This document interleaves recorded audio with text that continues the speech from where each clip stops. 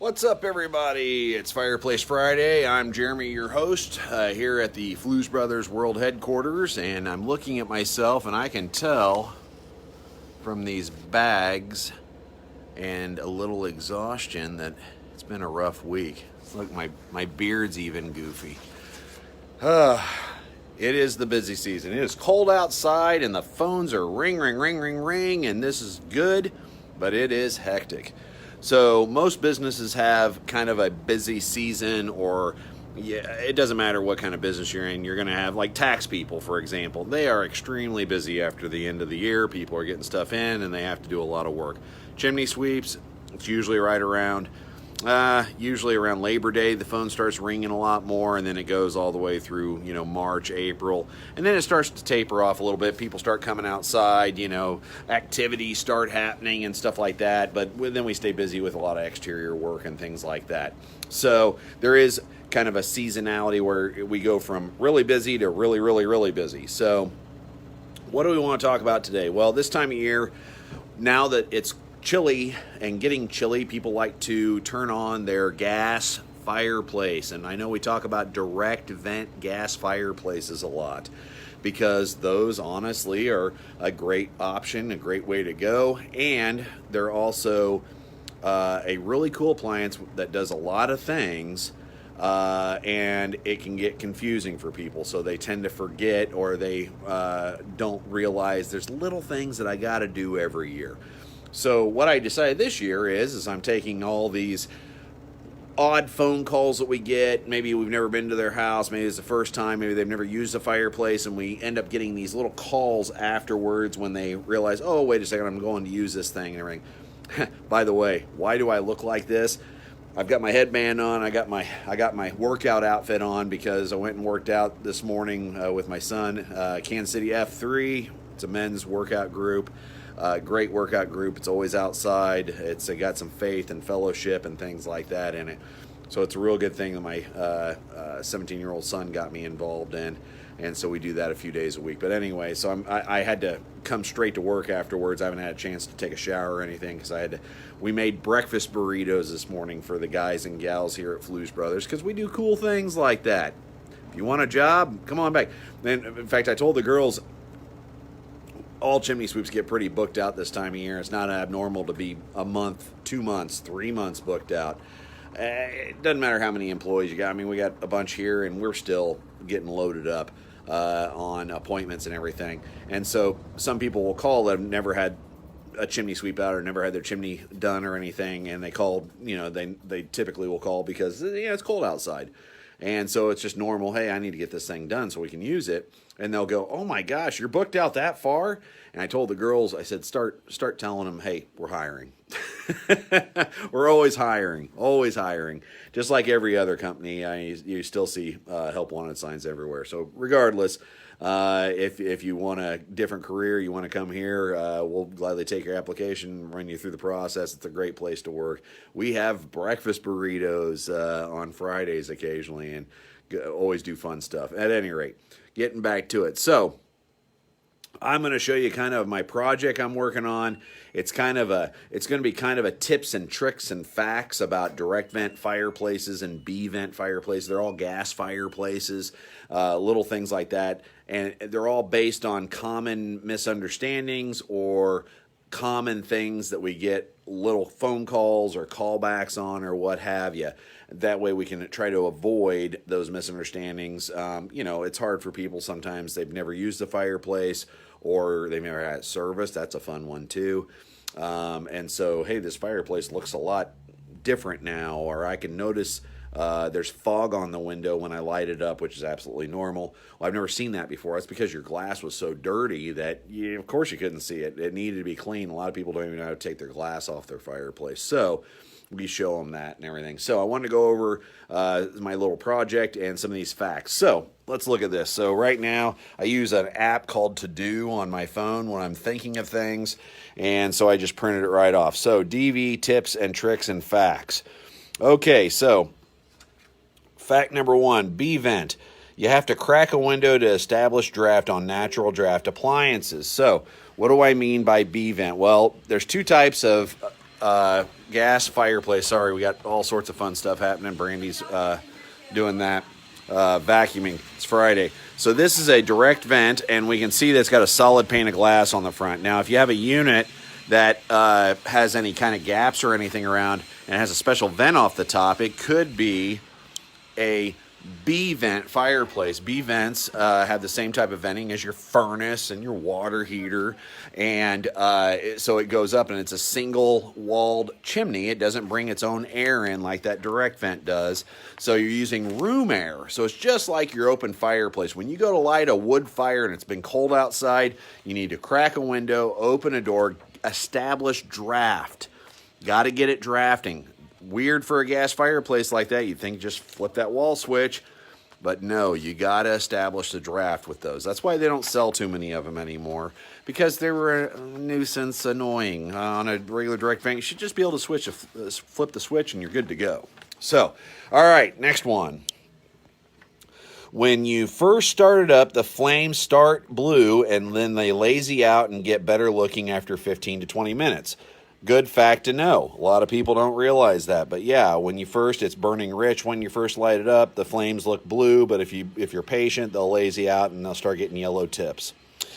If unit has a continuous pilot, so it always has a pilot that's on, it's suggested to leave the pilot on during temps below 50 degrees for updraft during burn area ignition. So what'll happen a lot with those direct vent appliances is you go to fire it up and it goes really blue. And I wonder if I can get it to happen on this one out here. I don't know. I need to still work on these. We're still in progress, which if you watch this a lot, you'll know. So this one is a Valor. Let me see. Oh, you know what? I think I might have turned the gas off to these because we're doing some construction in here. Yeah, I think I did. So we'll shut that off. But anyways, what happens is you light this, and if it's automatic ignition where the pilot comes on when you hit that button, it'll actually, this unit has had so much cold air coming down that if you when you go to light it, a lot of times it'll the flames might not catch a good draft and it'll kind of ghost, and then the pilot and everything will go out. So you want to, if that happens, you want to try it again.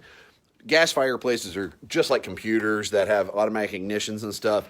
If it doesn't work the first time, give it another try. Try it out. It might have just been you had a cold air blockage in it, and it works fine after that.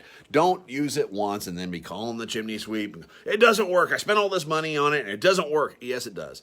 It's just you got cold air coming down it. It's okay. But if you leave that little pilot going and you set it to continuous pilot, a lot of times it'll keep the heat, just enough heat going up to where you don't have that cold air blockage, and it causes the unit to go out on the first try. So there you go. There's a beautiful tip. Save you a headache, save you a bad false callback or a frustration call because, hey, I just bought this and it should work every time I just hit the button, blah, blah, blah. So not everything's going to work. I buy laptops. I love to use the laptop analogy. I have to turn my laptop on and off. It stays on all the time. Maybe it glitches or whatever. Video games glitch, things like that. You just unplug it for 10 seconds, plug it back in, try it again. And it usually fixes it. Even your phone that we're on right now, I have to shut my phone off every couple of days and then restart it, and the phone doesn't lock up on me and things. So there you go. All right. Most auto ignite pilots will go out in a few days if the unit is not used to save energy. So, fun fact, you don't use your fireplace if it's got automatic ignition. A lot of units are set up. Not every unit is exactly the same, sorry. But a lot of units are set up to where that little standing pilot, if it's just going, it'll shut itself off after like 7 days of not turning the fireplace on. If you don't want that to happen, just turn your fireplace on occasionally. But if you go out of town or whatever, it's just conserve energy, so it's a good thing. All right. Let's see here. And unfortunately, you can't turn that option off that I know of. Most parts are required. Let's see here. Yeah. Yep. Most parts are required and not upgradable. What you see is what you get. So, on some of those units we got out here, you can pick different face plates. Some of them you can even pick different log options, but those are kind of above a standard builder grade fireplace they put in every house, down the block and everything. It's an upgraded fireplace. So I'd argue that probably 80 some percent of fireplaces that are in houses are installed during the construction process, and they're just kind of a standard. I'm going to shut this door because I'm sure it's getting noisy with Brandy out there keeping the place clean. Most of them are what they call of what the industry calls a builder grade unit. So it's kind of a very basic fireplace that they throw in all the houses because, it's just like the carpet goes in. It's just like the paint goes in. It's just very basic. And then when you move in, if you want to upgrade or you want to change out and you want something a little nicer, or maybe that unit goes bad over time, you have more options. So the average fireplace, we go out all the time and they go and there's no glass on it. They say, well, it stinks or it's not working right. Well, it's because it's got to have the glass on it. Or we'll occasionally have, the new thing is someone sees something online and they go in there and they take out the log set and they put in some other media or they put in different logs or whatever. Unfortunately, that's not an option on those fireplaces. So don't ever do that, because so many people will do that and they throw away the old one. And then we get the call out, it's not working right. Well, of course it's not working right. All the way down to the logs in these things. If you take those logs out and just use the burner, a lot of times it'll ghost out and go out because those logs are actually blocking wind currents and things inside that firebox, so it won't burn right. And then you're kind of stuck with, I threw away the old logs. I thought I could change these out. And now, instead of just putting it back together and going, oh, just can't do that, we're in good shape, we put it back together for you or what have you, we find out we can't get the logs, or the unit's so old that we can't get parts. And then they're stuck with thousands of dollars to replace the unit. And they didn't want to replace the unit. They just wanted a fireplace that worked. So don't do that. Realize it. All right, good stuff. Moving on. We already went over that one. Glass is required on direct vents, etc. Glass is hot. Glass is hot. Hey, did I say the glass gets hot? So that glass on the fireplaces, they used to not require what's called a barrier screen. Out there, when you see those, you can tell there's real nice screens. They've done a good job of making them as translucent, I think is a good word for that, as possible. But little fingers were touching that glass and burning themselves, and I've got different mixed feelings on that. I grew up, at a time where if you touched something and it was hot, your parent, said, well, now you know. But we're outside of that period, and now people want to blame everybody else for things. And so we have to teach our kids, things are hot, things are cold. I used to tell people when they go, well, what do we do about our kid going around that new wood stove? And I go, oh, that's, you go, no, hot.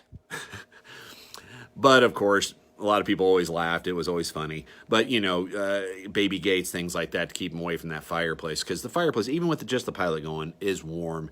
But once it's going for a long time, it's hot. And there's no such thing as cold glass on a fireplace. There's no such thing as fake gas logs or fake logs. They're all hot. They all put off emissions.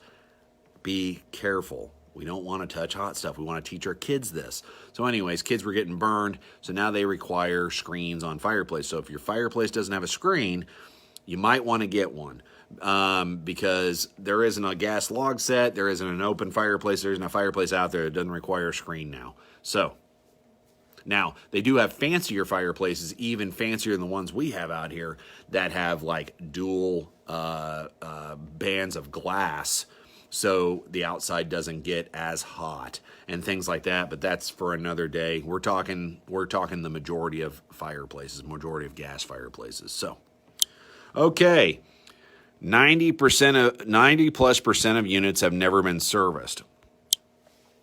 Is that a true fact? Well, I'll tell you what. For as long as I've been doing this, and we didn't always service gas fireplaces, they've gotten more and more popular over the years, so I had to learn, and now we have an entire gas fireplace division in this company, and we're actually growing that division. So if you want a job and you want to learn how to work on gas fireplaces, come apply. But anyways, so I have found that most customers that call in here and most fireplaces and just people I talk to on the street have no clue that a gas fireplace needs regular service, yearly service.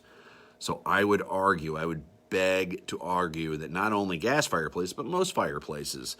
I mean, if everybody had their fireplace maintained in Kansas City, I'd have over 100 people working for me. Heating and cooling companies. Everybody has to have a furnace. Everybody has to have a water heater in their house, et cetera, et cetera. There's companies in Kansas City that have hundreds of employees that are heating and cooling companies. It's because people, not everybody has their furnace serviced or water heater serviced or any of that. Some people probably didn't even know you're supposed to have your water heater serviced. But there's enough of those appliances, and it's kind of a requirement. People don't have to use their fireplaces all the time. I'll tell you what, when we get busiest is after we have a cold winter with a snowstorm or an ice storm and people lose power, then they realize how important their fireplace is as a supplemental heat source. So fireplaces are important. Okay, so what it means by that is have your fireplace serviced. Okay, not all parts are still available. This is a big one. Basic parts like valves or pilot hood assemblies and things like that, those are pretty universal. We still have to order the right one, but they're made by companies outside of the manufacturer. What I'm talking about is these units that get older, 20, 30 years old, and the glass breaks or the logs got damaged, thrown away, whatever, burners, things like that. We can't always get parts. Now, with that being said, usually we can get them if the manufacturer's still around, but they might have an old model that they don't make parts for anymore. So once your fireplace gets to a certain age, you might have to consider replacement. It's just like anything in life, your car, whatever scenario. And I'll go over that here in a second. I think here we go. It's the next one. Nothing lasts forever. Parts go bad, and units have an average lifespan. Let me show you a document that I made for our technicians, and it's going to go in this for homeowners as well. I've been doing this a long time, and this is what I found with direct vent or gas fireplaces. The normal lifespan. Year 1 to 15, normal service is needed, often neglected. Typically works fine, occasional part failure. Year 15 to 20, your wall switch is going to fail. Your glass is going to start getting etched if you aren't cleaning it on a regular basis with the right type of cleaner. Pilot assembly goes bad. Your thermostat might go bad if you have it. Your blower might go bad, and you might have a valve that goes bad. 20 to 25, all of the above can go wrong. Control modules will fail, valve failure, parts sometimes obsolete, not available, glass eventually breaks. And then 25 to 30, really the unit needs to be replaced. Expected lifespan of a direct vent is 20 years. So that's an average span. Do we have fireplaces that are older than that, still working great? Of course we do. Do we say, nope, sorry, this is 30 years old, you got to change it? No, if it's working fine, it appears to be installed fine, and everything's going good, use it until you lose it. Just like a car. Best way to save money in life, cars are just a bleed of money. And believe me, from a guy that has, I think we have 12 vehicles between the company and our own personal, and I don't have fancy sports cars and everything. I do have one toy, and I think I've shown it before. But, everybody needs something fun. So anyways, everything has a lifespan. So once it gets that old and you start having major problems or what have you, or the unit stops working or whatever, you need to kind of be prepared and reasonable that it's probably time to change it out. Nothing lasts forever. Okay, what's the next one here? Let's see here. If unit is turning on its own, your remote is likely turned to thermostat. Okay, not all remotes have different options, but nice ones have a thermostat option where you can set the thermostat. This is our number one thing. We get the phone call, my fireplace is coming on its own. And I go, I know it's October, but your fireplace isn't haunted or anything. And so obviously we aren't turning it on from our shop or anything. Typically, people have it set on thermostat mode. Thermostat mode on the remote is right here, it's one of the options, and you can see this one's set to 68. Now, if it drops below 68, where this remote is, the unit's going to come on.